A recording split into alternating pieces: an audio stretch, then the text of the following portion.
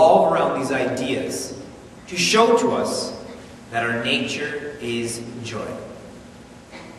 Please think about this carefully. Please think about your own lives as I elaborate on these ideas. First is, our scriptures and our masters definitively tell us that our nature is joy. I'm thinking of a shloka, Brahmanandam Paramasukadam, which is a verse from Guru Gita.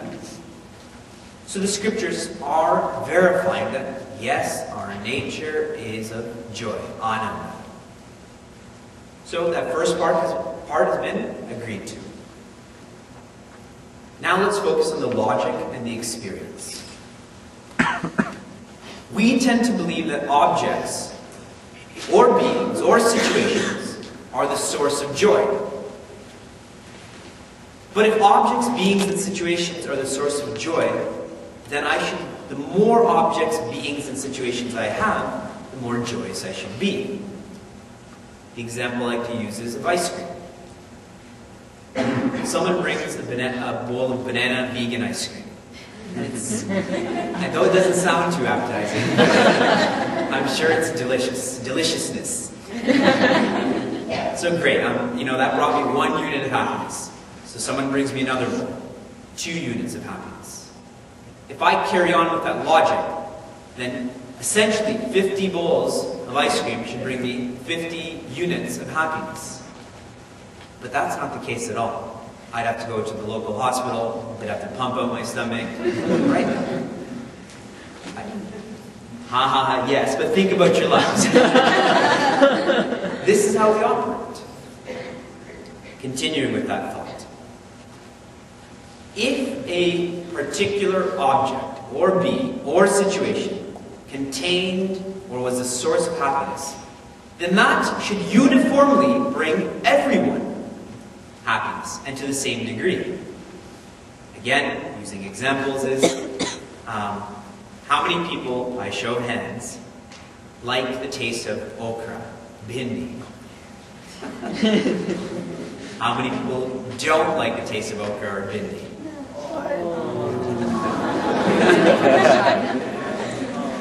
Knowing this, if we brought a bowl of bhindi in front of us, if this is the source of joy, shouldn't this be bringing joy to everyone and equally?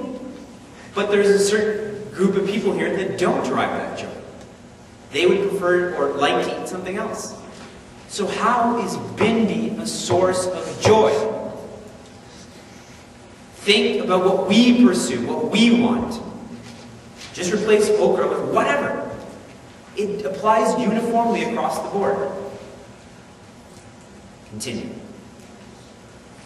If happiness was in objects, the giver of an object would automatically be unhappy, and the receiver of an object would automatically be happy, if happiness was in an object. If I gave this away, then I wouldn't necessarily be unhappy. And you wouldn't necessarily be happy. A used water bottle. So how is that true that happiness is in objects? Because every charity thrives on the giver being happy and the receiver being happy. But if it's in objects, then we would never want to give anything away. But people do give, and they give happily. And conversely, we get and we're unhappy about what we get. We re-gift it then. Right? We're happy when we re-gift it. Again, think logically. If happiness is an object, as soon as you give any object, you should be unhappy. But our experience says otherwise. And every gift we receive, we should be happy. But our experience again says otherwise. Then, sleep. Every night, regardless of what creature one is, humans, animals. Actually, I take that back, because some animals don't sleep. Like, I think sharks don't sleep. Or they sleep while they're swimming. Let's focus on humans. Every human sleeps. And in sleep, we don't know who our family is, where we live, the kind of bed we're on, who our guru is, who God is, what gender we are, whether we're humans, whether we're even there. But every time someone sleeps, they are peaceful. They are happy. That's why when there's stress or struggle or frustration, what do we want to do? Sleep. Yesterday was a very long day, at least for me it was. And I had many emails to write. And I thought to myself, I'm just so tired, I just want to sleep. We do this all the time. And then in sleep, there's that peace. And when we wake up, then we're fresh. Or we technically should be fresh. And think about how hard it is to wake up. Because we're moving away from that peace. Where is it coming from? There's nothing in sleep. There has to be somewhere where that joy is coming from. There has to be a source for that. But there's nothing. No objects, no beings, no situations. All that there is me, you, ourself. Continue. Like I mentioned on the first day, anything that is not natural, we try to escape from that or bring it back to its natural state. When we get sick, the body fights that illness to get rid of it, virus, bacteria, whatever. Why are we trying to escape sorrow? Why are we trying to escape stress? Why don't we like it when we're angry or frustrated? Because it's not natural. But when we're peaceful, like Prabhupada just said, she loved the meditation. She's just reverting back to her nature. In those 45 minutes, you didn't know that I gave you that picture, right? Until you opened your eyes. So in those 45 minutes, all I did was use a microphone and use my mouth to share a few words. I didn't give you anything. I didn't give you myself. The situation didn't change. All you did was go within, journey within. Where did that come from? Now lastly, there's a Sanskrit phrase called parishesha nyaya, which means, in this situation, that if joy is being experienced, but it's not in objects, it has to be experienced by the subject. The law of deduction, if it's not in A, but it's being felt, then it has to be in B then. If happiness is not an object, but happiness is being experienced, it has to be in the subject. Parishesha nyaya. So scriptures, logic, experience, all of them are saying, yes, our nature is joy. Please, please, please think about these ideas carefully. Yesterday, Alka was asking me about how it feels when you finish the course. Essentially, that was what she was asking. And my simple response was, you become independent. You stop depending on objects, beings, and situations for joy because you know they don't have joy. That the only joy is you. Bringing it very intimately, if everybody left this room, can there be joy in this room then? There cannot. Who is there to experience that joy? But as soon as one person comes back, whether it's Rahul or a Balavar student or someone writing the SAT test, as soon as someone comes in this room, can there be joy? Yes. Because that person is the source of joy. If this one idea can be acted upon, if you can leave these 48 hours with this one idea, that is liberation.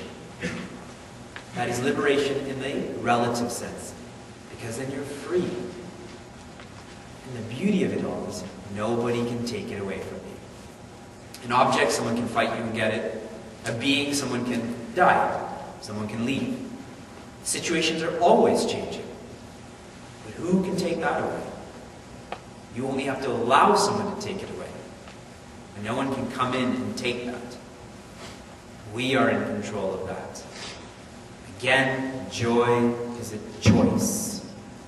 And if our nature is joy, then we have to choose our nature instead of stuff. Our whole life revolves around stuff.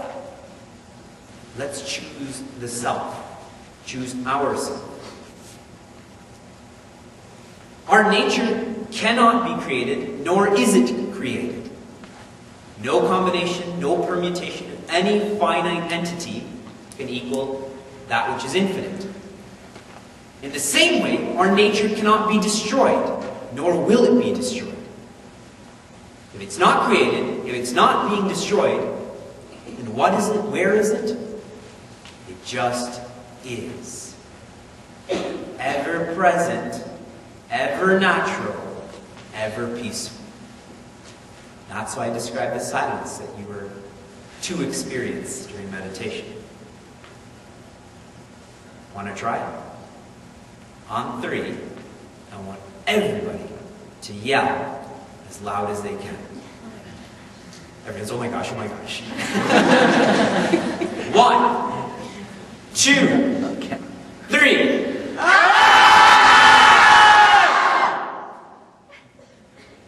So much effort required to create noise. So natural to be silent. Are you doing anything to be silent right now? It's ever natural, ever present, ever peaceful. See, I don't feel that when I teach any subject matter that it's so profound or so esoteric.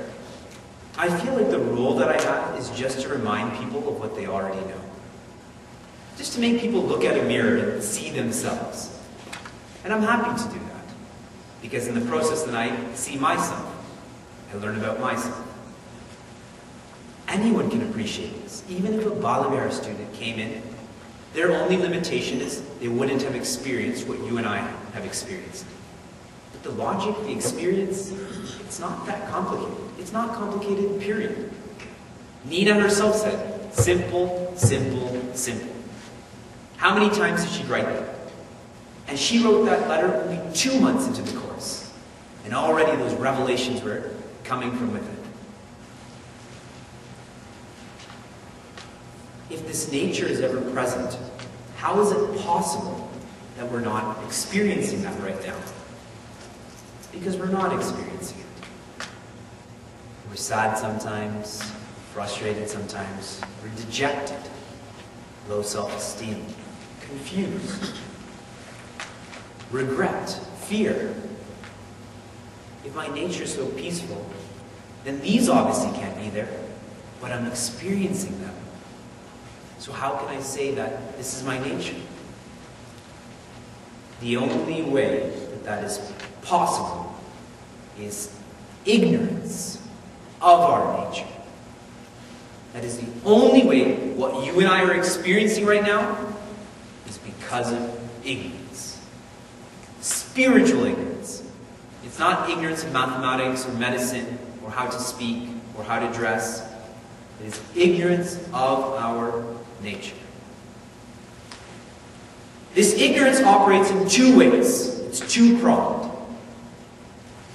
This ignorance is called avarna. Avarna Shakti. Avarna means to veil. Shakti means power. The veiling power. Which causes me to not know who I am. To not know my nature. Using a tangible example, it's like if all the lights went off. We wouldn't know how we looked then, if we didn't have prior experience. Once we don't know who we are, Avarna Shakti, then kicks in the Vikshepa Shakti, the projecting power. Vikshepa means project, Shakti, again, power. The projecting power. I don't know who I am, so I start thinking I'm X, Y, Z. Yes, Z. I speak English, you speak American. Again, using a tangible example is the rope and the snake example. Lights go off, so I don't see the rope. And then the Vikshepa Shakti kicks in. I start thinking there's a snake in the room. I don't know who I am, so I start thinking I'm this body, I'm this mind, I'm this intellect, I'm this ego. Avarna Shakti, Vikshepa Shakti. What is experienced through this projection, this vikshepa, as pain, limitation. Now some people are thinking, but I'm happy. My life's all right. And I'm not willing to argue against that. What I am willing to argue against is that what you believe is happiness is actually pain relative to your potential. If you take a spectrum, this is the saddest person in the world. You and I are probably here, midway. So relative to the saddest person, yeah, I'm happy. But the master's up here. Our potential's up here. Our nature's up here. So relative to our potential, this limitation is pain.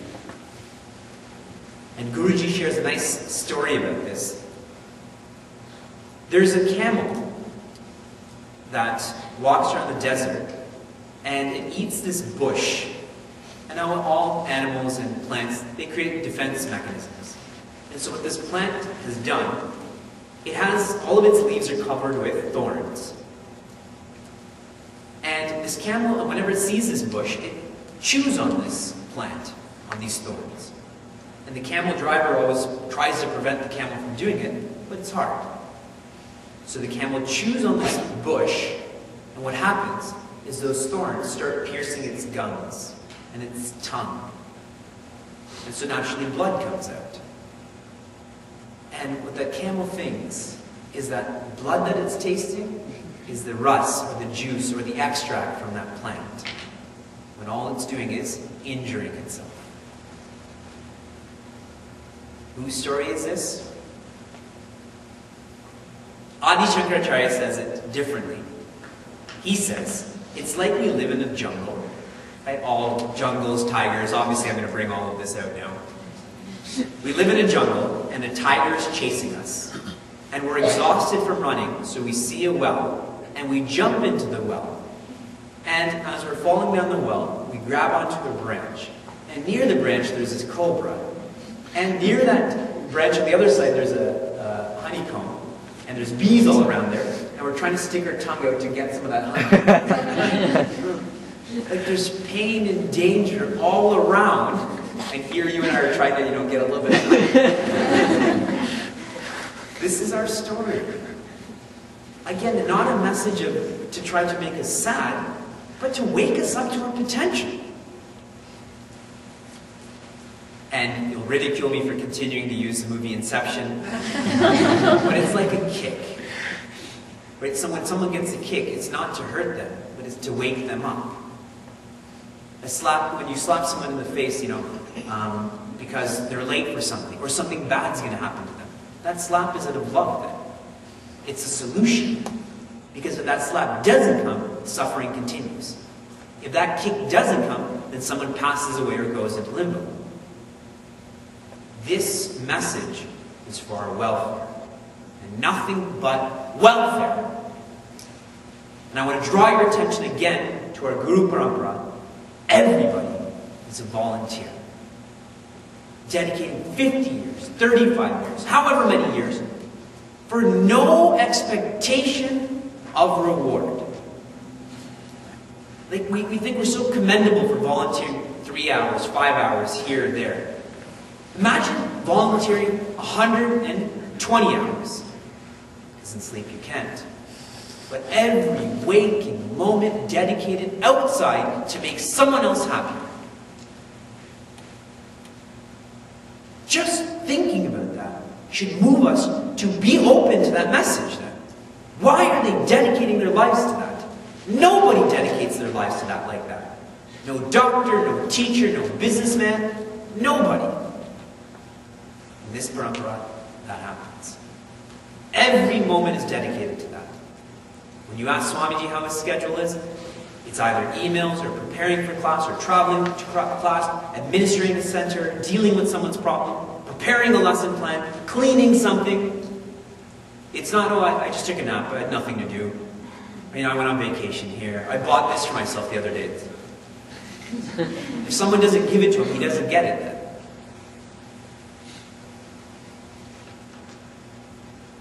This retreat, mind and meditation, We're learning about the mind to deal with the Vikshepa Shakti.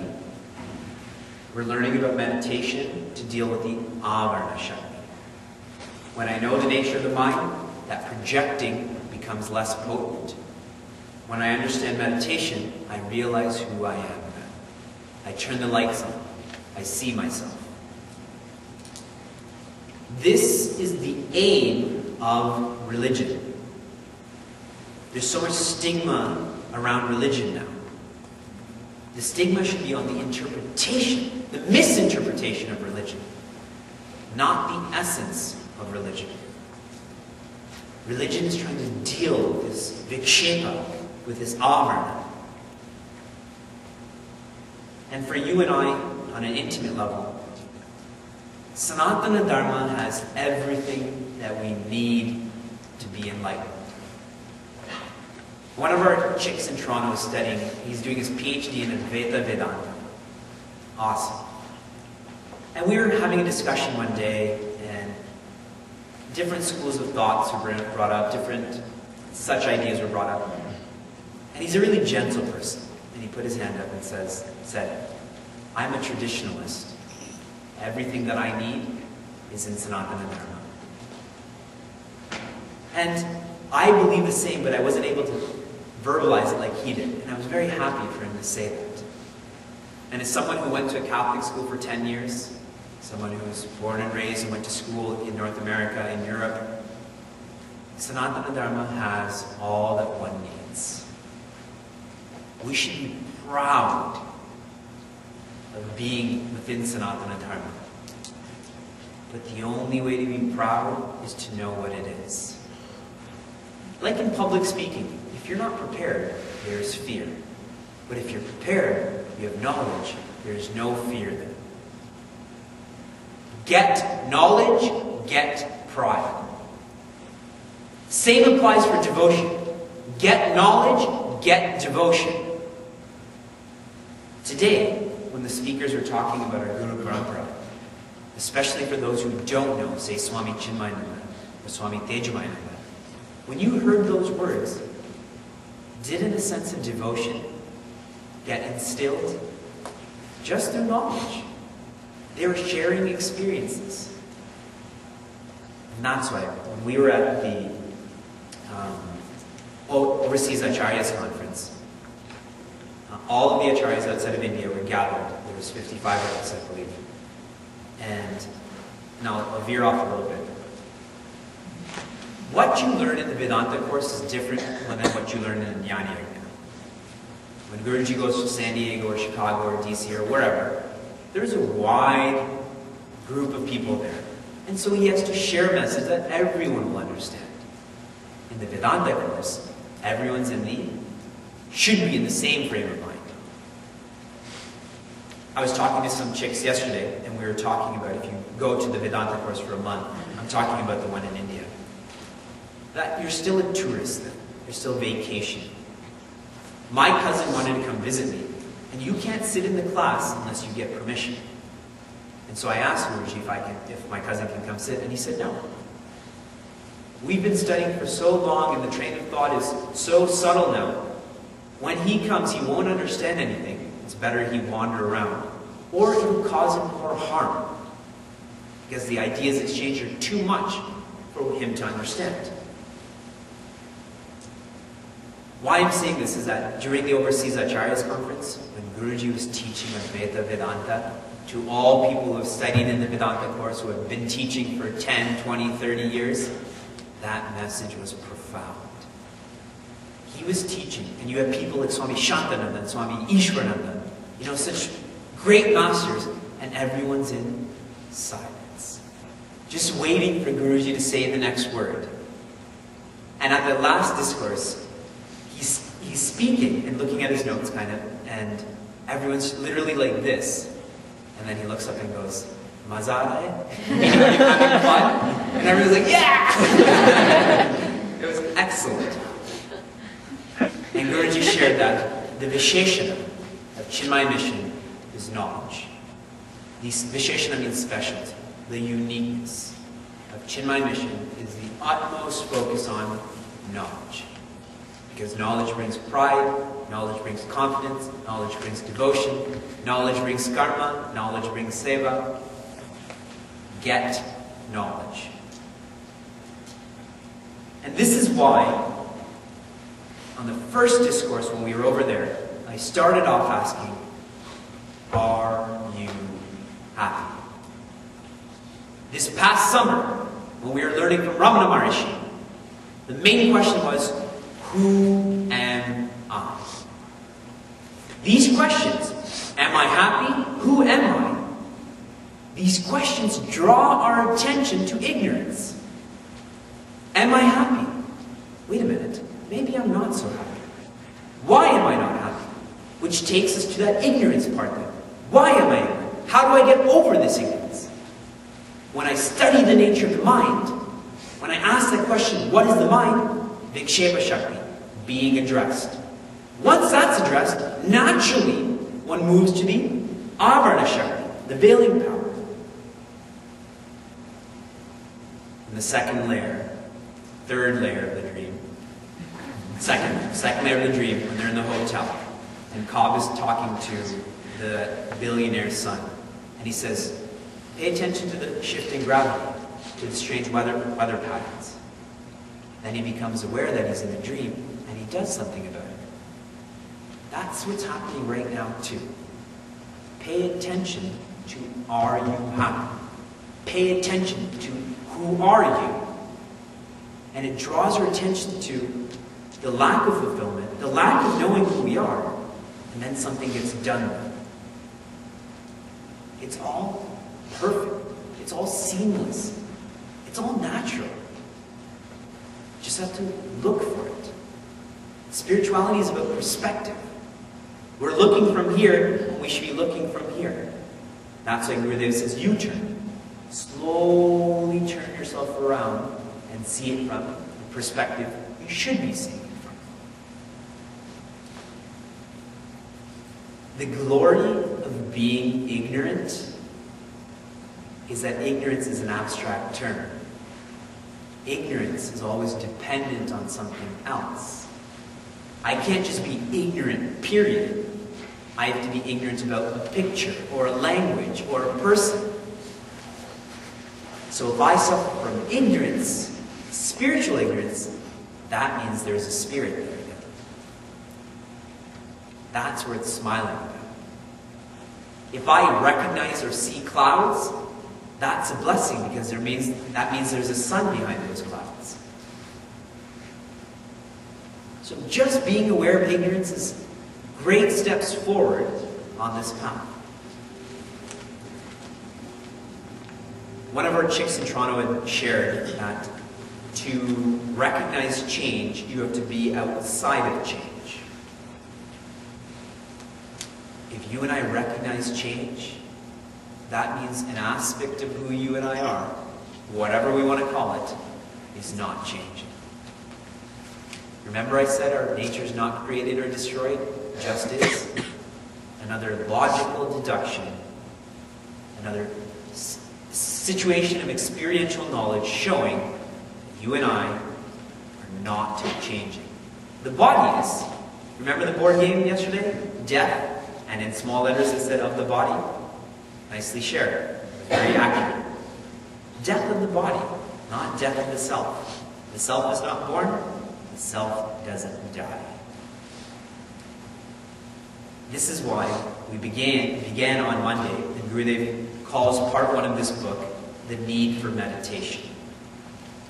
All the thoughts that have been shared thus far, I hope inspires us or propels us to see the need for meditation. Then we shifted our thinking to the process of meditation. To the process of meditation. And here we focused on studying the nature of the mind. That whole part dealt with studying the nature of the mind. We thought about how there are 3 layers to the mind: conscious, the subconscious, the unconscious. And our playing field is the conscious, our cause or the problem is the unconscious, the subconscious is just transient. It's a transient state. It pulls from one and transfers to the other, like a middleman. Playing field is conscious, problem is unconscious, often called vasanas, often called ignorance. In the waking state, we have to engage in the process of introspection, detection, negation, substitution, joy, freedom, growth. I'm awake. I can't do anything in my dream state. I can't do anything in my sleep state. So while I'm awake, this is what I should be doing. Again, shows how aware I am.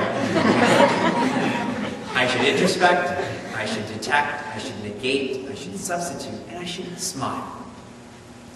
This is what the activities of our waking state should be. If you're bhakti-oriented, if you're devotionally oriented, you would call this being a bhakta, developing values. If I am a very loving person, by doing this, I would be developing values. I'd be replacing anger with patience, for example. If I'm a jnani, I love knowledge. Those are the terms I understand. I will call this process as strengthening the intellect. It doesn't matter what you call it. It's the result that is important. Knowing this, that this is what our waking state should be like, do it. Swami Chinmayananda says, knowing is not doing, doing is doing. What a simple statement, but all of us are like, yeah, that makes sense. Doing is doing. Mahatma Gandhi says, an ounce of practice is worth tons of preaching. Worth more than tons of preaching. Act. Do something in this waking state. That's all that we have.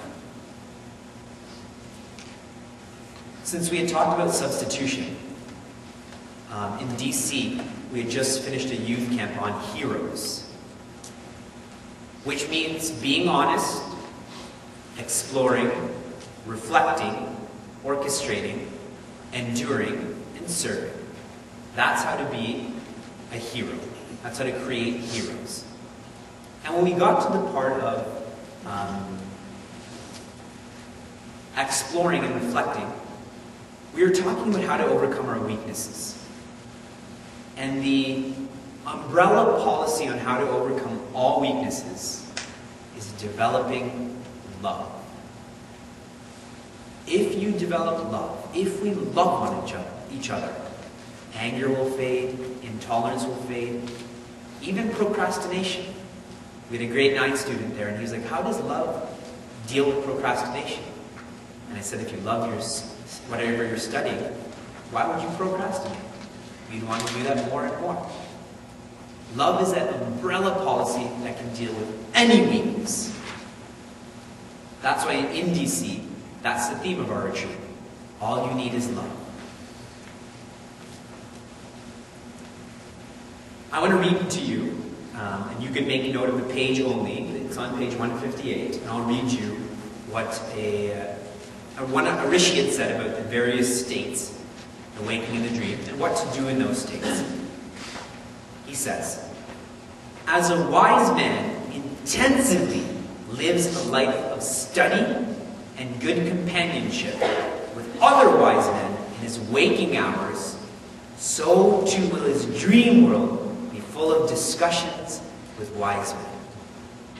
Whatever the mind takes up with intense ardor determines the type of experience invoked by that mind in its life outside. What this is saying is, what we do in our waking state, the way we think, transcends and percolates into the dream state, and it's responsible for how we see the world. If I'm mad, the whole world becomes ugly. If I'm angry, that continues into my dream state.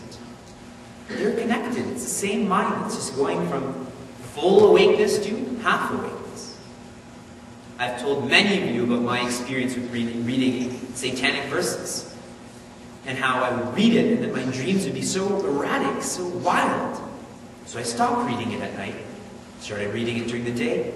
My dreams at night went back to non-existent or peaceful.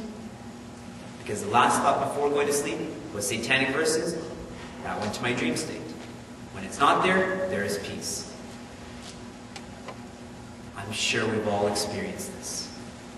For those who have difficulty sleeping, my number one suggestion for you is make sure you do something CHYK before you sleep. Don't watch the news. Don't read a fiction novel. Do something CHYK. Read Meditation in Life. That'll definitely put us to sleep. But it'll definitely get into our dream state. So make sure if you want your dreams to be healthy, make sure that those last moments in the waking state are healthy as well. This guidance that Gurudev has given us, introspection, detection, negation, substitution, enjoyment, it's facilitated by satsang, seva, and sadhana. Satsang, seva, and sadhana. By doing this, going through these different ideas becomes very natural, becomes very easy. Like now. Isn't that what we're doing in satsang? In seva, the same thing. I want to be more efficient in how I serve. In sadhana, definitely. I want to be able to sit more comfortably. I want to be able to focus my mind on the Lord. And that's why we had talked about quality of thoughts, quantity of thoughts, direction of thoughts. This part 2, the process of meditation, it's all the same message. You can look at it from one perspective. Gurudev said, I should introspect, detect, negate, substitute, enjoy. Or, I can look at it from this perspective. I need to change the quality, quantity, and direction of my thoughts. Or, I can look at it this perspective. I need to do satsang, seva, and sadhana. But this is all just a Venn diagram. They all meet in the middle. We may look at them as 3 separate circles, but it's all just meeting in the middle. They're just words. The results are what are important. And I'll give you one more circle to add to that equation, japa. Japa brings the same transformation. Chapters 16, 17, and 18 deals extensively with japa. Please read those chapters on your own time. As I was preparing my thoughts on meditation in life, what I found most fascinating about part 2 was it was called the process of meditation, but the whole chapter, all the chapters dealt with the nature of the mind. There was nothing written about how to actually meditate. That wasn't done by accident. Gurudev didn't get confused. The process of meditation, the majority of it is the preparation, is the karma yoga, is purifying the mind, quieting the mind. If we are successful in addressing the Vikshepa Shakti, the Avarana Shakti doesn't stand a chance. There are 3 means to enlightenment. They are, and it's called Antaranga Sadhana. Antaranga means inside. Sadhana, inside. Shravanam, Mananam, Nididhyasana.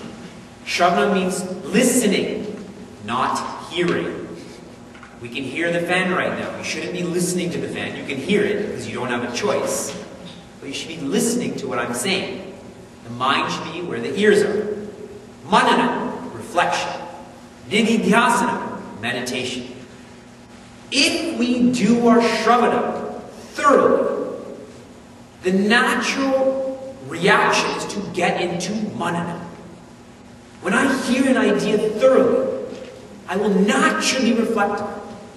When that reflection is done thoroughly, I will naturally go into meditation. If you do one, all of them come.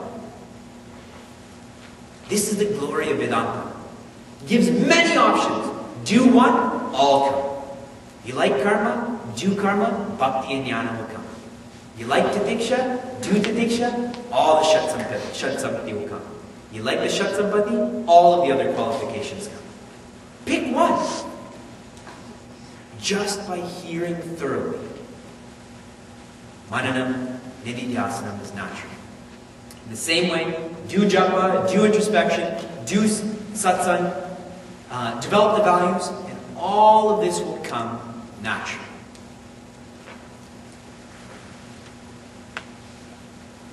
The third chapter was called Aids to Meditation. In these aids to meditation, this is where Gurudev introduced the technique of meditation. This is a suggested technique, not a mandatory technique. This is what Gurudev is teaching. He's suggesting for you and I. But it's not mandatory. Because if it's mandatory, if I can't sit straight, that means I can't meditate. If I don't have legs, that means I can't meditate. This is all suggested. You have to come up with your own meditation. You have to make this idea, this activity, your own. The techniques that Gurudev gave came from chapter 24. His ideas came from chapter 6 of Srimad Bhagavad Gita. That's the chapter on meditation that Lord Krishna teaches to Arjuna. And I'm just going to intersect, since we're talking about chapter 6.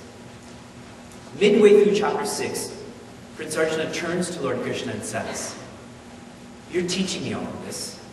I like it. I want to do it. But what if I die? What if I die in the war or die trying? Then all of this, does it go to waste? Because if it does, then it doesn't seem like I should be doing this." And Lord Krishna responds saying, the person who is of a middle evolution, who has raised him or herself to a middle state on this path, when he or she dies, they're born with that same frame of mind into another embodiment, into a home of merchants, business people. Why business people? Because that person will never have to worry about comfort or food or work really. They can spend their time thinking more, getting more involved in their spiritual practices. That person who is of a higher evolution, further on this path, when he or she dies, they're born into a house of yogis. Because in the house of yogis, everyone's doing the same thing. Shravanam, Mananam, Nididhyasanam, yoga, discussions, that's all happening all around them. But the point is, there's no wasted effort. If you get here, all that happens is you get out of one car and you join another car and you keep going. Path continues. Nothing is wasted. Whatever you do is worth it. The more we do in this lifetime, great. Next lifetime is going to be much more filled with smiles. Nothing is wasted. Chapter 24 in here, chapter 6 in Srimad Bhagavad Gita. What I did was I elaborated on both chapters. I've studied chapter 6, I've studied this chapter 2, and I've just tried to make it more clear. And that's why I've given this 10-point program. 5 relate to the preparation, which is external. 5 relate to the process, which is internal. To review, preparation, which is external. That is our room, our senses, our seat, our altar, our body. This is preparation. Then we have 5 points on process, internal. Now everything outside is set. Now we start working on this.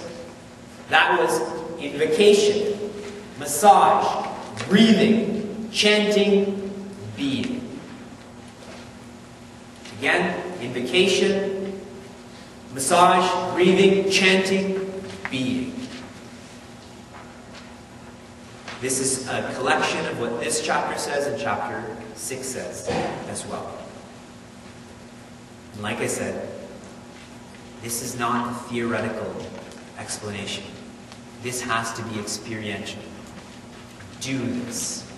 And if you find that the thought massage doesn't work, do something else to relax yourself. to get over that body consciousness. I said if you don't have an Ishtadevata, choose Lord Krishna. If you don't want to think about Lord Krishna, that's okay too. I taught meditation in Calgary, and there was a girl there from a small country in Africa. So small I don't even know the name of it. Can't remember. And she said that we never grew up in a household where there was images like this. And so I don't get it when you say, visualize Lord Krishna or your Ishtadevata. And so she said, can I just visualize a beginningless and endless beam of light? Yes, that's fine. The idea is just to direct one's attention to that which they feel and revere and they believe is divine. That is the idea, to invoke that love, that wisdom. My point is, make it your own. This is mine. This is Gurudev's. This is Lord Krishna's. Shaili should create her own. Sindhujaji should create her own. Tejal should create her own. Everyone should do their own. Make this yours.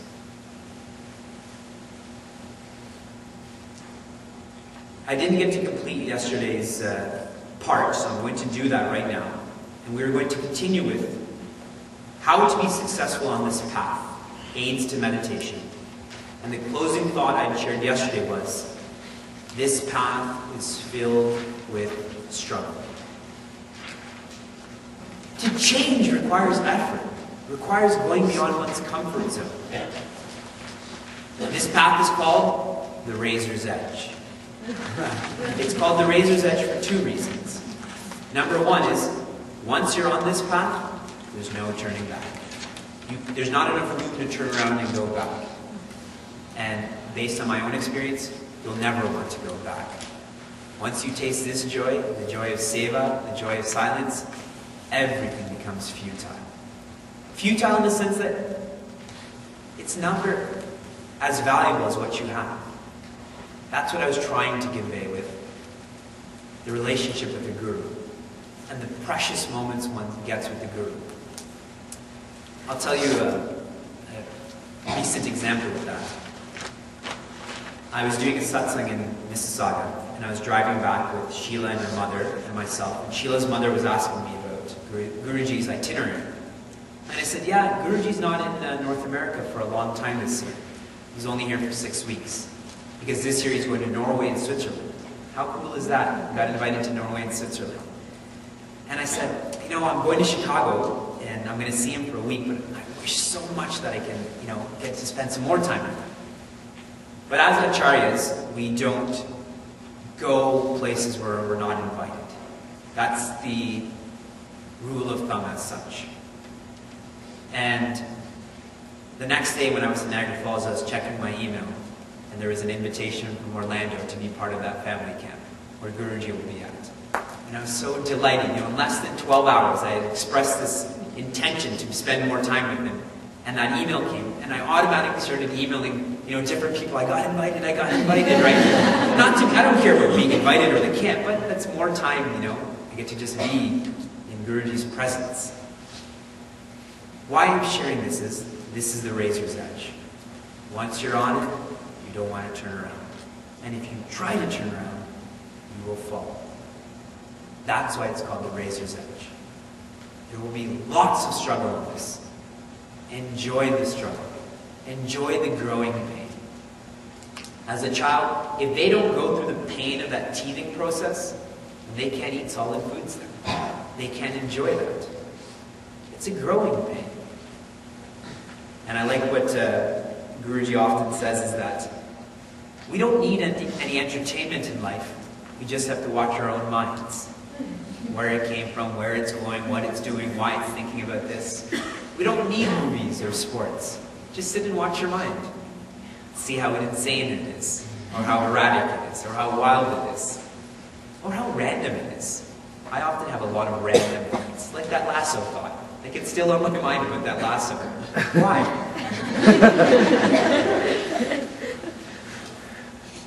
Through this struggle, and I'm reminded of Swami Mitrananda that told us, when he was leaving, see, Guruji was here for his surgery, and so Swami Mitrananda and Swami Advayananda had come to teach us. Swami Mitrananda had taught us the 108 names of Swami Chinmaya. And as he was leaving and Swami Advayananda was going to come teach us, three messages that really stuck out for me from Swamiji. And I'll relate those to you. Number one, learn to watch. Learn to observe. Learn to be a witness, sakshi. And not necessarily about the outside world, but about the inside world. When there's anger, just watch it. When there's tiredness, watch it. When there's frustration, just watch it.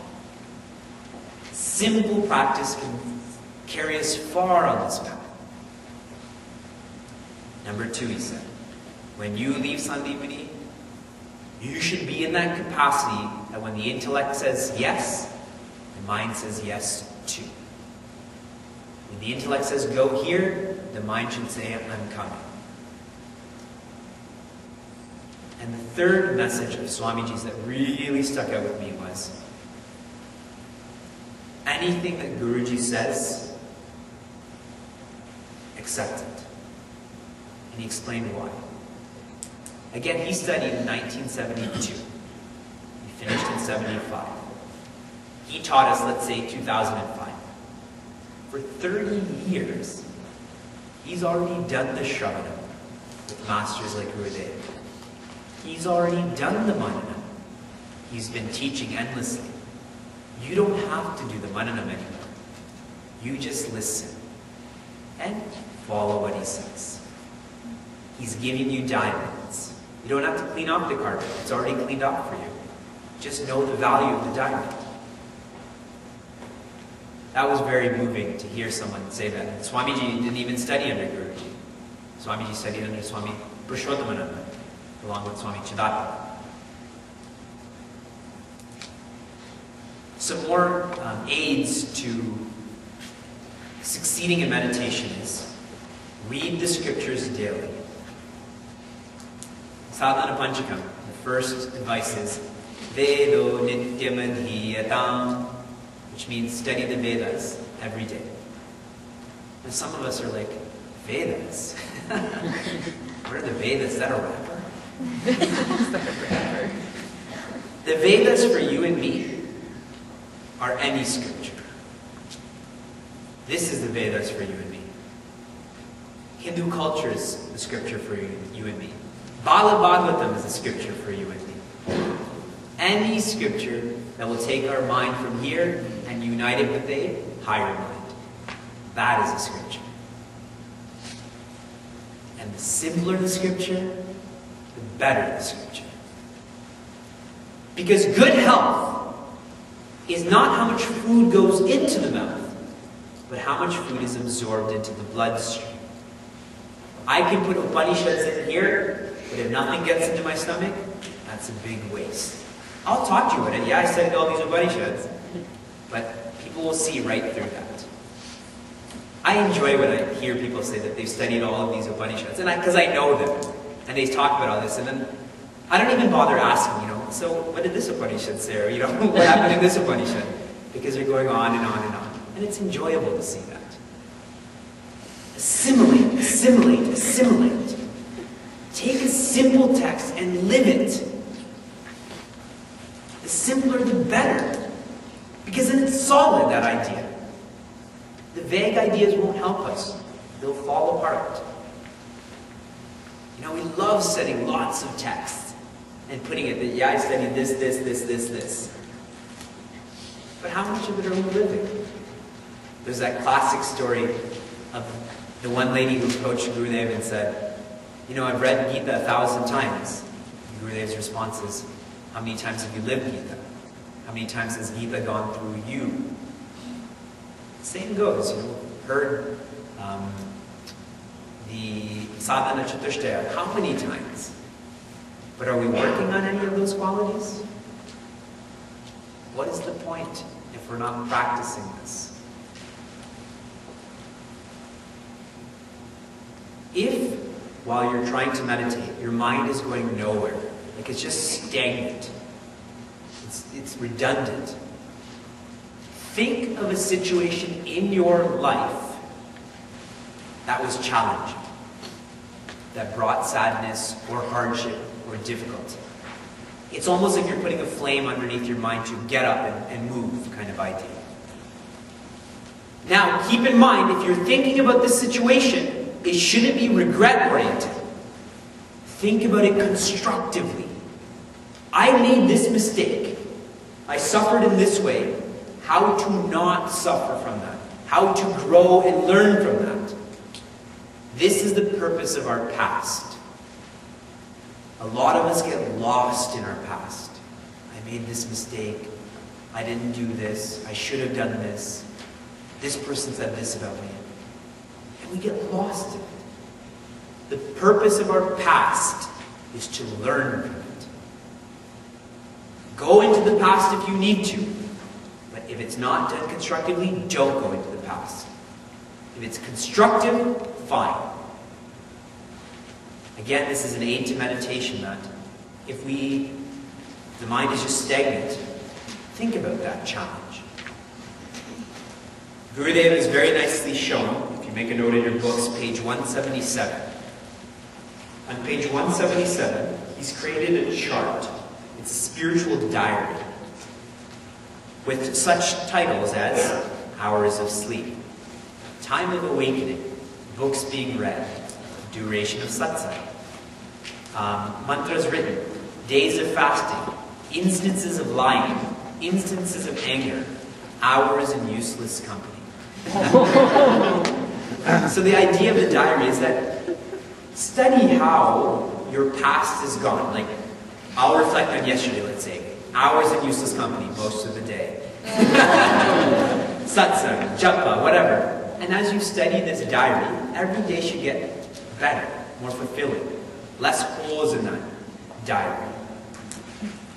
If we can't get the mind going, study the past, but in a systematic fashion. This diary is on page 177, and guidance on how to use the diaries on chapter 26. Chapter 26. Again, I'm continuing with how to be successful with our meditation is persuade the mind lovingly. Don't go to war with the mind. The mind is much more powerful than our will right now. Right now. But if we lovingly guide the mind, we can work with it, where the will and the mind come together. Supriya had mentioned this yesterday, but treating the mind like a child. Swami Vivekananda said, a lot of us like to just daydream. And I'm reminded of a lot of things. I keep saying that. Vikas Vector, one of our chicks from DC. And I love sharing this incident, so I'm going to share it again. I gave the assignment where everyone had to break down their schedule, 168 hours, and what they're doing with that time. Like sleep, 49 hours, and eating, 10 hours. And everyone gave me that schedule. And I was going through it just to make a few points for them. And everyone was doing something else at this point. And I was sitting here doing this, and they were all doing their own activity. And I started laughing, and laughing, and laughing. And when I was laughing, Vikas looked up at me and gave me the thumbs up. Because he knew I was laughing at his schedule. Because what he wrote at the bottom was, daydreaming 2 hours. He built it into his schedule to daydream for 2 hours. I thought that was hilarious. But Swamiji said the same thing. She said, if you know your mind is going to run around, give it time to run around. Then make it do what it should do. Like you can play Wii, like if you're dealing with a child, you can play Wii for 15 minutes, but then you have to study for 45 minutes. Persuade the mind lovingly in that manner. And now the last aid or suggestion of how to be successful with meditation is be patient, be perseverant. Be patient, be perseverant. These two P's, if they're not invoked, will be forced upon us. These are gates. If these two keys are not in hand to open those doors, we will not get far on this path. Better to be proactive and develop these qualities, or it's going to be forced upon us. Patience and perseverance. That was the part 3, which is aids to meditation, and then part 4 to meditation in life is called Hasten Slowly. Part 4. In this section, each of these, I don't know how many chapters there are, but each chapter is a full lesson plan in itself. It's not focusing on one subject like japa or sleeping or eating. It just gives you how to meditate completely. And the advice given is, read it before you meditate, read it after you meditate. Before, then meditate, after. And treat it like the words on the page are your intellect that is teaching the mind. So the words given are your intellect, giving your own mind guidance on how to meditate. The first time I read this book, this was my favorite part of the book. Reading these chapters on Hasten Slowly were utterly powerful for me. This is why I have such fondness for this book. It's one of the best books Chinmay Mission publishes. This is why when Nikhil and Mansi and I were discussing, I said, let's do this, because these messages are deep. They can help us a lot.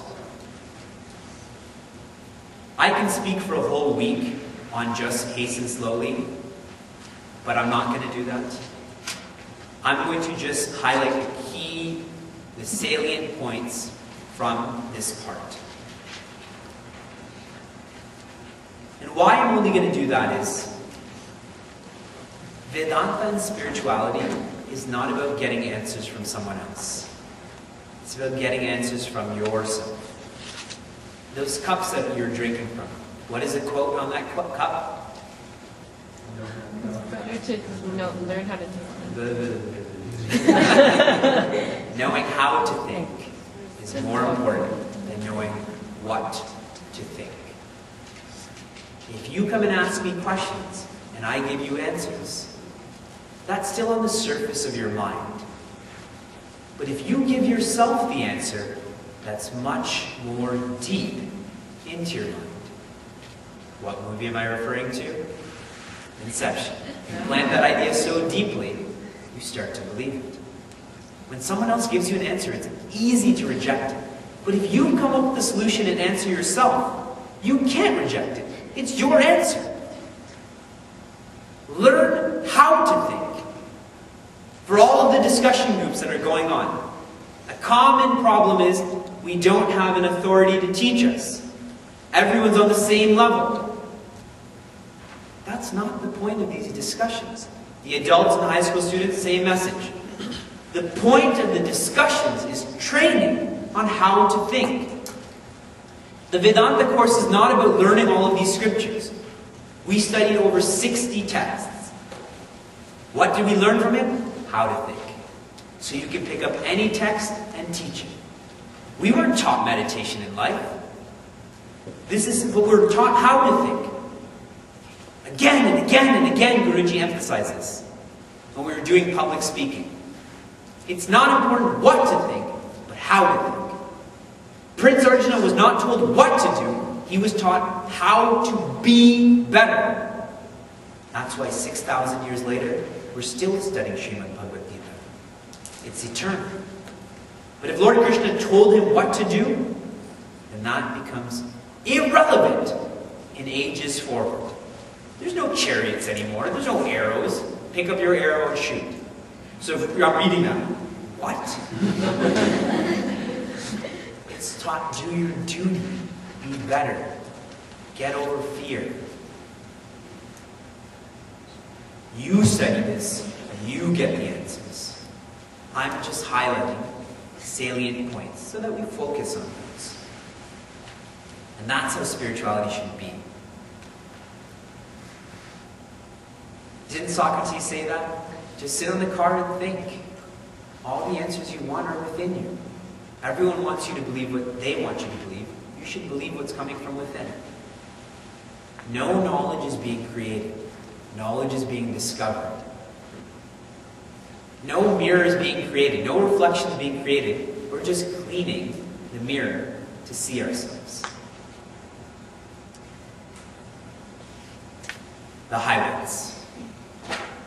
People often ask me, why is sense control so prominent in our scriptures? Why is sense control always told us to control this sense, control that sense? Why?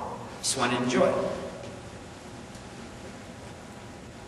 When the senses are engaged outside of us, there's no energy or time and resources to go inside that.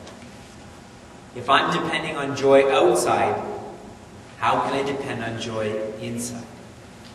If my feet are glued to the lower rungs of the ladder, how am I going to pull myself up them?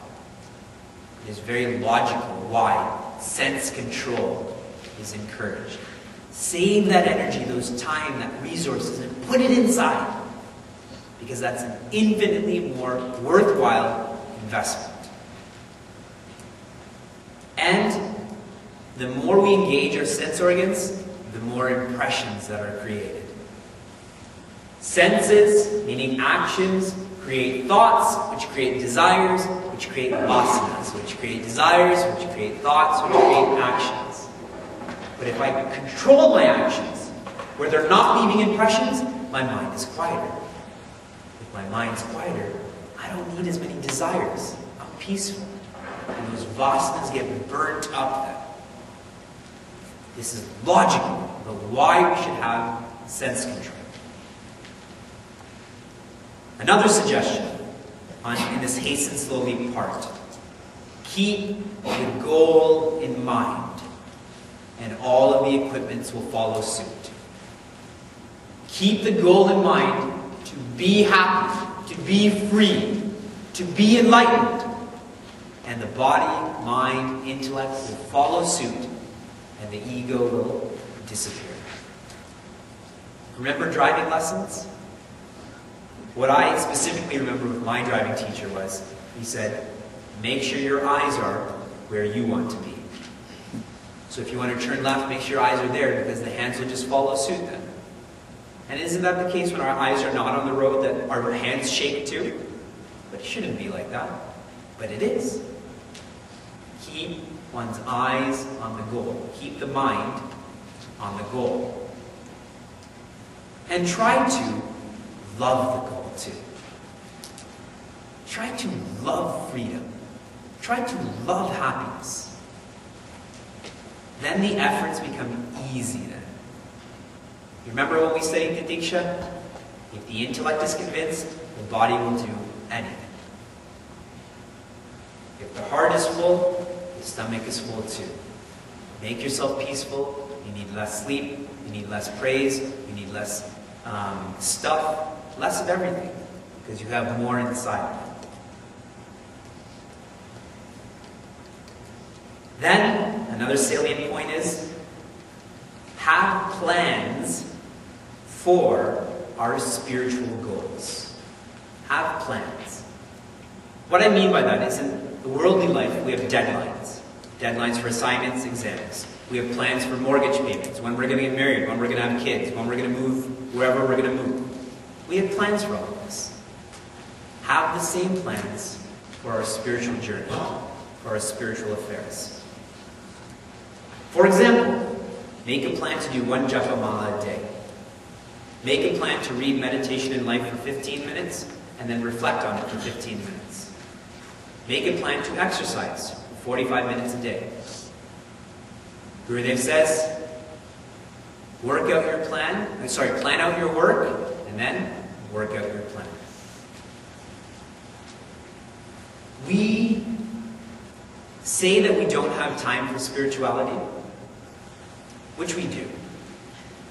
And whenever we come into a moment of high tension or a high demand on time, what is the first activity that gets thrown out the window?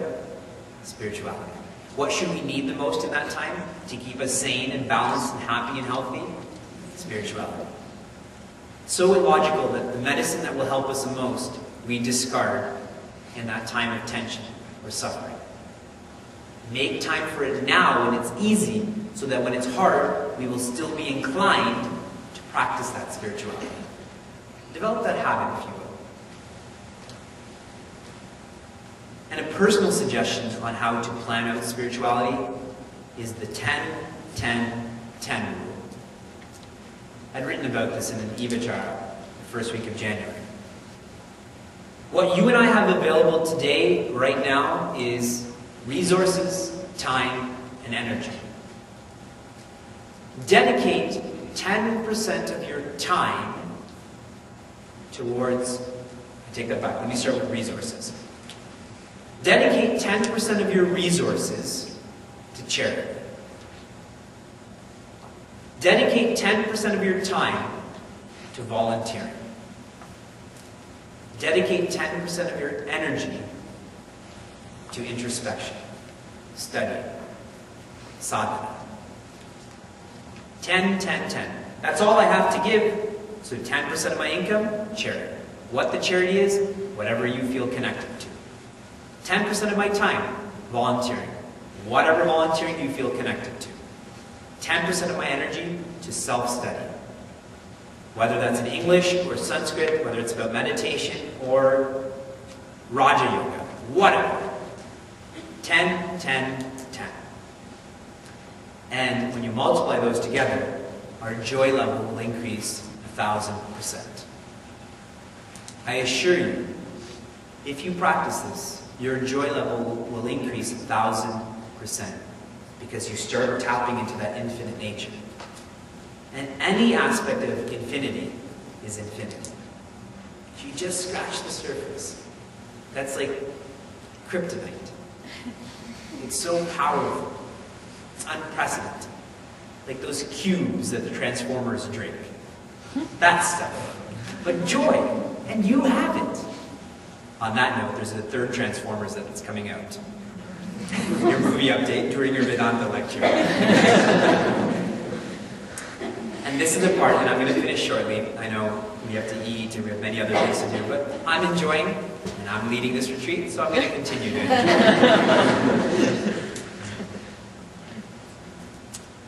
I am your generation.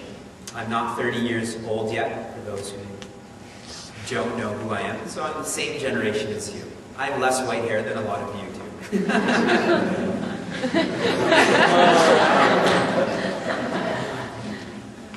Why I'm saying this is that I was never accustomed to the idea of Guru Dakshina.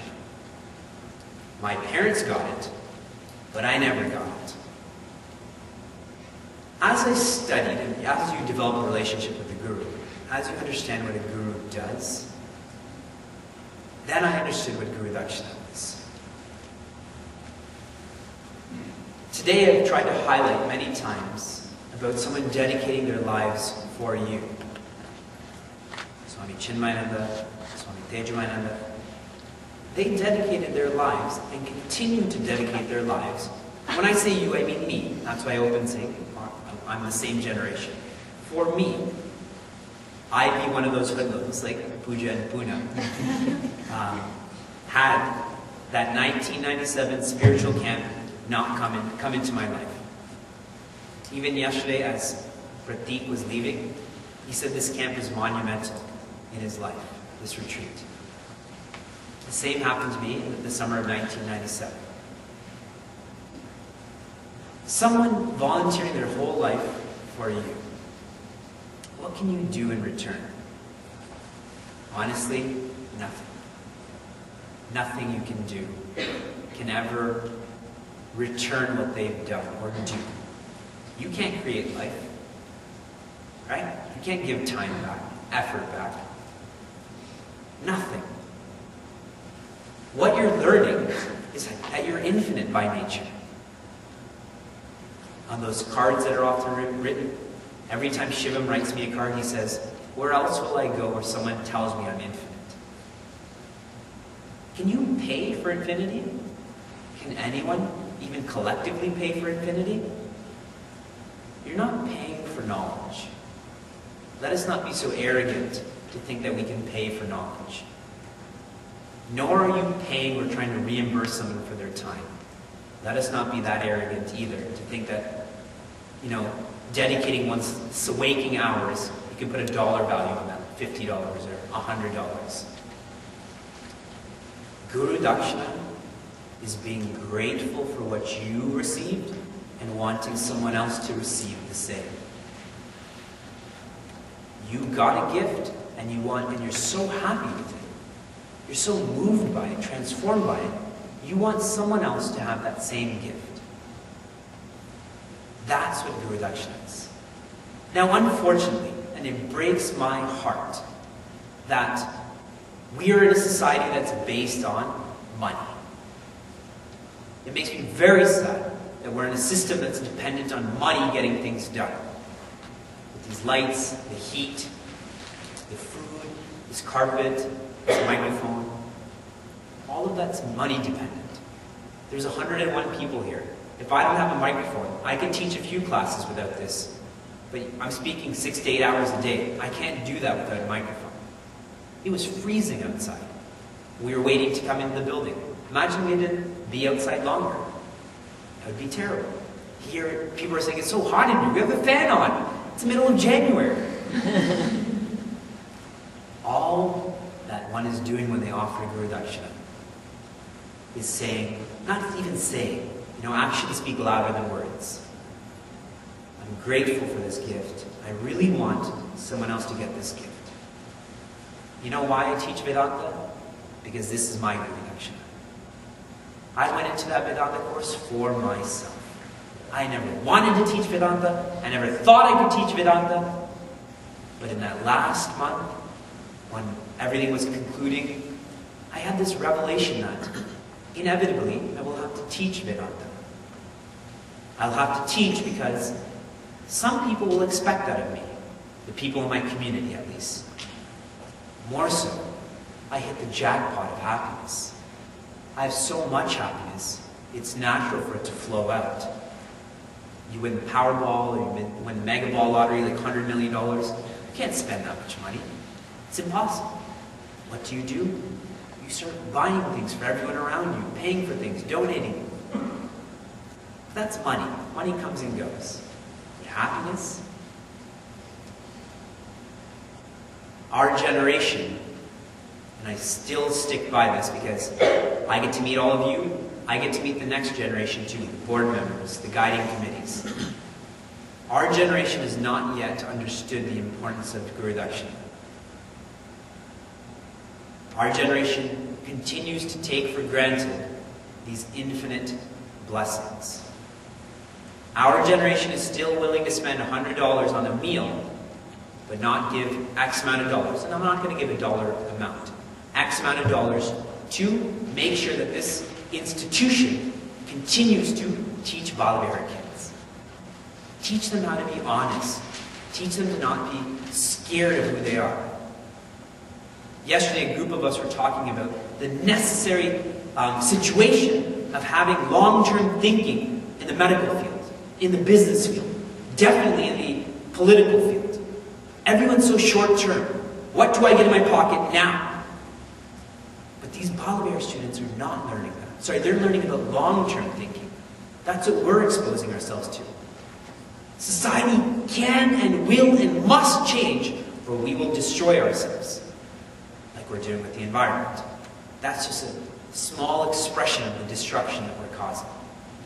Real destruction's in here. The pills we take, the sleepless nights, the dependencies. This is a gift to each other, a reinvestment in society. When Nikhil said that money usually goes to Chinmaya Mission, and I perked up my big ears and I came running back, all that I have that you see has been gifted to me. This water bottle, this watch, this Dhoti Kurta books, all of this, I'm a volunteer. January 13th, 2008 was when I started teaching. It's been 3 years now. This retreat I'm starting my 4th year.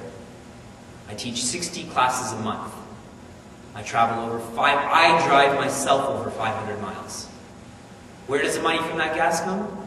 Not from Chinmaya Niagara. They've offered me a stipend, but I said no. We have a $300,000 loan. All the money should be directed to that. Where did this money come from? The money that my parents give me, the money that Sheila gives me,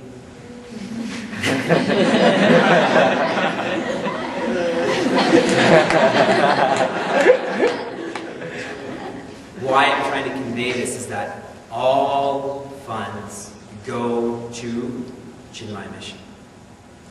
Nothing goes, one for me, one for you. One half goes to Niagara, one stays in Chicago. That's the way this works. Don't think that you're paying for my time or my knowledge or anything like that.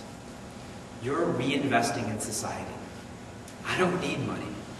People are offering me money now for my own personal use. I say, hey, write a check to Chinmaya Niagara because I don't want it. I don't want to complicate my life. My life is simple. My life is amazing. I don't want to trade my life in for anybody's life. I want us to start understanding Guru Dakshina. Whether you're a student, when I was a student, then I asked my parents for money. If you're a working person, if you're a young professional, think about those $100 meals. Think about those $100 Uggs. You know, think about those $25 movies and popcorn. Invest in society. The last point in regards to succeeding in this path of meditation, the last part of hasten slowly is have faith. Have faith in the scriptures, have faith in the Guru, have faith above all in yourself. Swami Vivekananda says, the only real atheist is the one who doesn't believe in themselves. Because our nature is divine. If I don't believe that, I'm the atheist then. Guruji said, if you lose faith in your friends, that's okay. Family, okay. Religion, okay. Guru, okay. God, okay. But if you lose faith in yourself, who can help you get out of that? All the other faiths, someone else can help you build that. When you lose faith in yourself, who can help you with that? Have faith in yourself, that you can, that you must, and that you will make meditation in life a part of your life. It's a small investment to bring infinite returns. And we'll conclude our discourse, and I'll read to you. Please just listen how Gurudev ends meditation in life.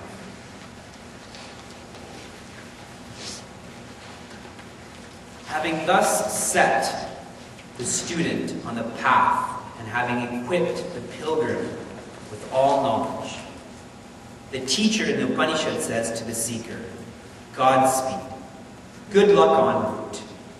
May you go pleasantly beyond the kingdom of darkness into the light of lights, by whose light alone all other lights are ever lit up. Never hurry.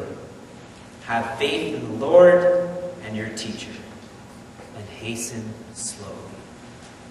Hari Om, Hari Om, Hari Om.